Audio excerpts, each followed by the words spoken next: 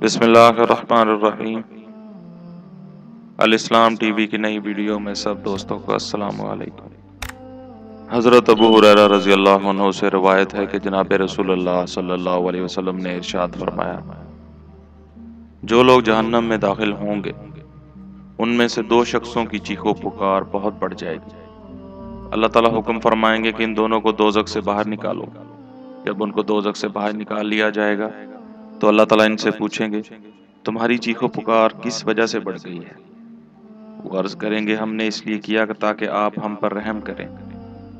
اللہ تعالیٰ فرمائیں گے، میری رحمت تمہارے لیے یہی ہے کہ تم یہاں سے چلے جاؤ اور جہاں پر تم دوزخ میں تھے اپنے آپ کو وہیں گرا دو۔ تو وہ چل پڑیں گے۔ ان میں سے ایک تو اپنے آپ کو دوزخ میں گرا دے گا تو اس کے لیے دوزخ ٹھنڈی سلامت بنا دی جائے گی، اور دوسرا آدمی دوزخ کے کنارے کھڑا ہو جائے گا اور اپنے آپ کو دوزخ میں نہیں گرائے گا۔ تو اللہ تعالیٰ اس سے پوچھیں گے، تمہیں کس چیز نے منع کیا؟ تو نے اپنے آپ کو کیوں نہیں گرایا جس طرح سے تیرے ساتھی نے اپنے آپ کو دوزخ میں گرا لیا ہے؟ تو وہ عرض کرے گا، اے میرے رب، مجھے آپ سے امید نہیں ہے کہ آپ مجھے دوزخ سے نکالنے کے بعد دوبارہ اس میں ڈال دیں گے۔